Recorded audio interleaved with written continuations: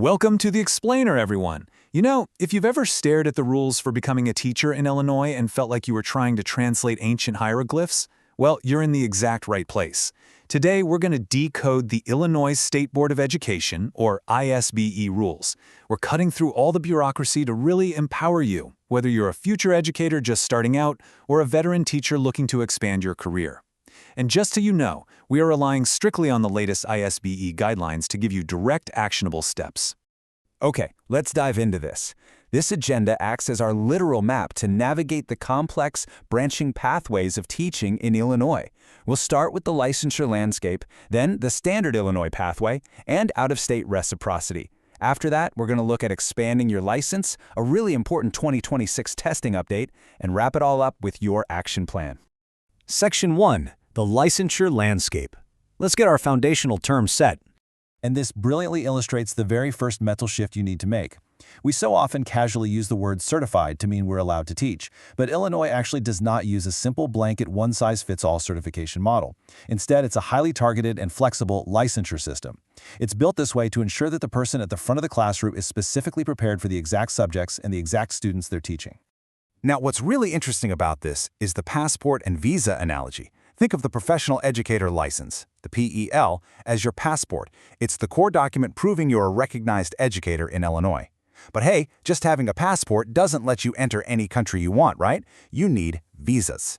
In this system, your visas are your teaching endorsements.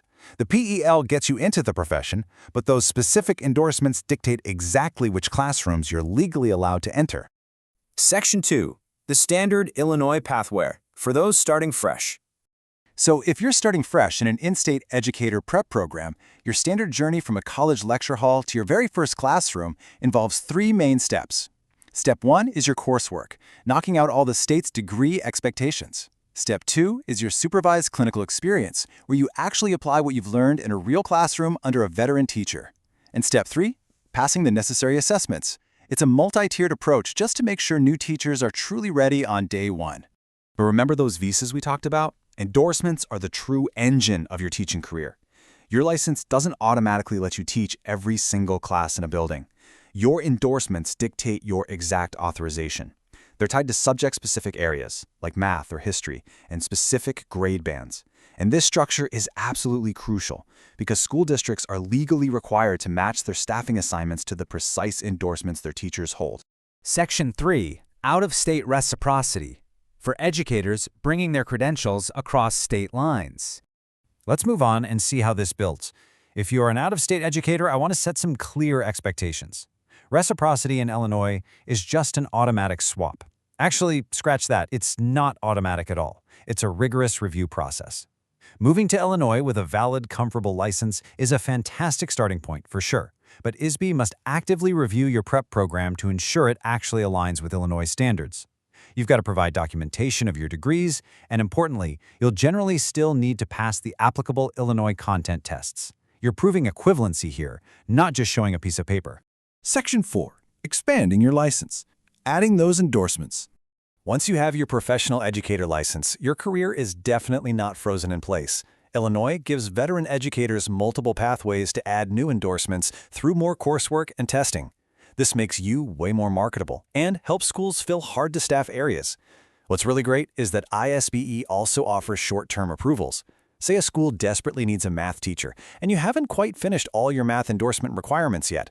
A short-term approval can bridge that gap. There are also entire pathways for school support personnel, like counselors or social workers, and specialized areas, though keep in mind those usually require advanced degrees. Section 5. The 2026 testing update. A highly critical timeline event.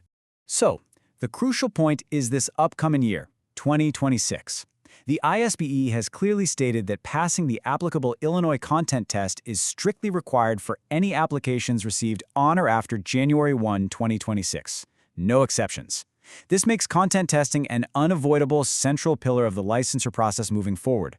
If you're planning to apply or even just advising someone who is, you literally must factor this strict deadline into your timeline. Section 6. Your action plan. Let's talk practical steps.